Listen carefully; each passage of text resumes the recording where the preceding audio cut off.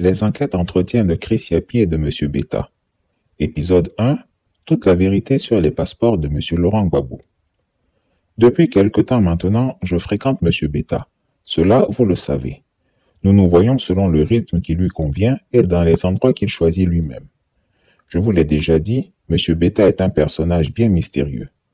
Il sait beaucoup de choses, mais ne consent à me livrer quelques secrets de la République qu'à son bon vouloir. Il choisit toujours les sujets de nos conversations et détermine seul le moment où il estime en avoir suffisamment dit et qu'il faut suspendre notre entretien. C'est lui le maître de l'horloge et des circonstances. Rappelez-vous qu'au début de notre rencontre, il m'a régulièrement menacé d'interrompre toute collaboration avec moi si son anonymat n'était pas strictement et scrupuleusement garanti. Nos contacts sont restreints et je n'en saurais pas davantage sur sa vie passée et présente. Je sais seulement qu'il était un fonctionnaire de la République. Mon instinct d'enquêteur me dit qu'il a dû travailler dans plusieurs services secrets au vu de la somme considérable d'informations sensibles qu'il détient. Et parlant d'informations sensibles, venons-en au secret qu'il a décidé de me confier. Nous sommes assis dans un bistrot, comme le font généralement les espions de la CIA ou du KGB. Je le rejoins à sa table, légèrement à l'écart des autres clients, et offrant une vue suffisamment dégagée sur l'entrée. Il a un cigare à la bouche et moi un verre de whisky qu'il a bien voulu m'offrir. Plongeant son regard scrutateur dans le mien, il commence à me parler à voix basse, comme s'il ne voulait être entendu que par moi seul. Il me dit « Mon cher Yapi, connaissez-vous la vraie histoire de la délivrance des passeports de M. Laurent Gbagbo ?» À ces mots, il avait un sourire aux lèvres et affichait un air réjoui de celui qui sait des choses cachées. Je lui répondis avec un sourire. « Voyons, M. Beta, je n'ai pas eu besoin d'enquêter sur ce dossier puisqu'il était public. Je sais que M. Gbagbo, après son acquittement par la CPI, le 15 janvier 2019, a fait une demande normale d'obtention de son passeport diplomatique. Et quand les choses traînaient, impatient, il s'est lui-même rendu le 28 juillet 2020 à l'ambassade de Côte d'Ivoire à Bruxelles pour mettre la pression en vue d'exiger ce qui est pour lui un droit. D'ailleurs, son avocate, Maître Abiba Touré, a produit un communiqué public pour en informer l'opinion nationale et internationale. Quand le processus de délivrance semblait bloqué, l'avocate a fait un autre communiqué, le 25 août 2020, pour s'en émouvoir. C'est après cela que des fonctionnaires ivoiriens du ministère des Affaires étrangères sont allés lui remettre ses passeports ordinaires et diplomatiques à Bruxelles. Je crois savoir que le compagnon de M. Gbagbo, le nommé Assoa Adou, a rencontré le Premier ministre Ahmed Bakayoko pour faciliter les choses. Mais M. Beta, tout ceci était dans la presse. Alors M. Beta posa un regard quelque peu moqueur sur moi. Avec sa voix douce mais grave, il enchaîna. « Ah, mon cher Yapi, je vous l'ai déjà dit, mais vous ne l'avez peut-être pas suffisamment retenu.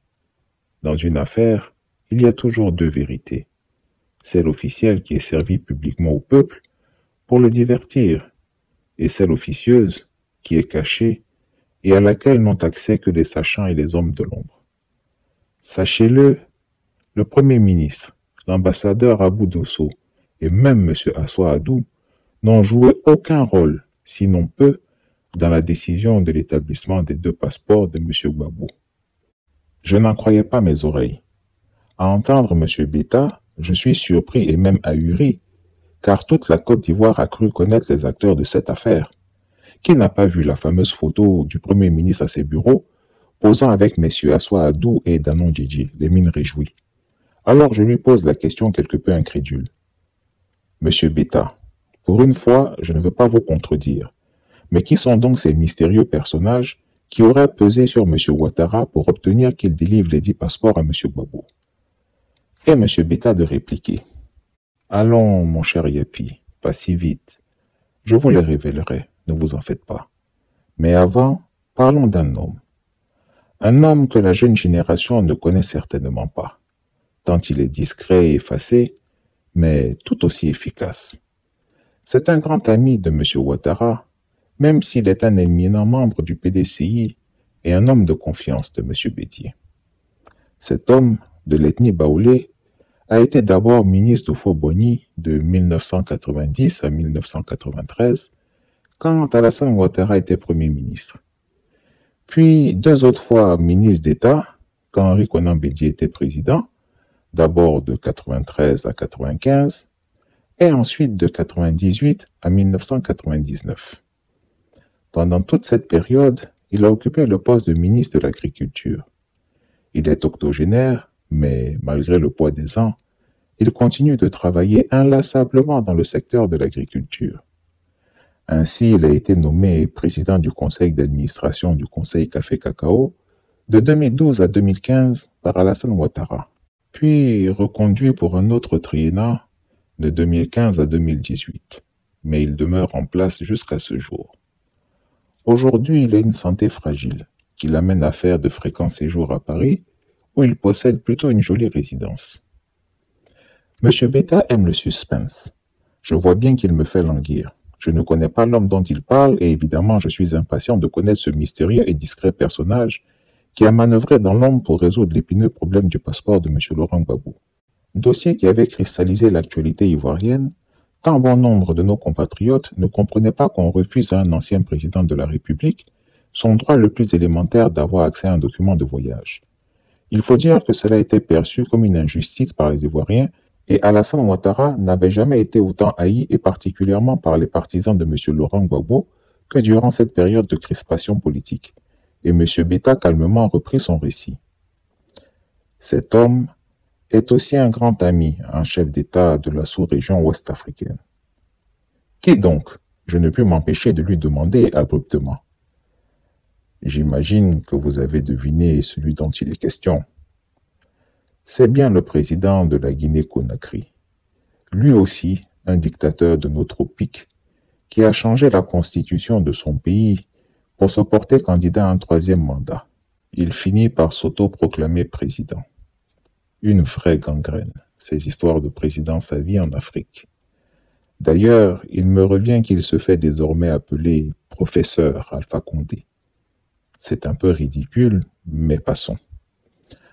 Disons que les deux hommes se connaissaient depuis les années 80 et les deux familles se sont longtemps fréquentées. Quand le président Alpha Condé était dans l'opposition, il fréquentait assidûment son ami ministre qui lui offrait alors gîte, couvert et argent. À l'époque, M. Alpha Condé n'était pas fortuné et il lui fallait diriger son parti, le Rassemblement du peuple de Guinée, RPG.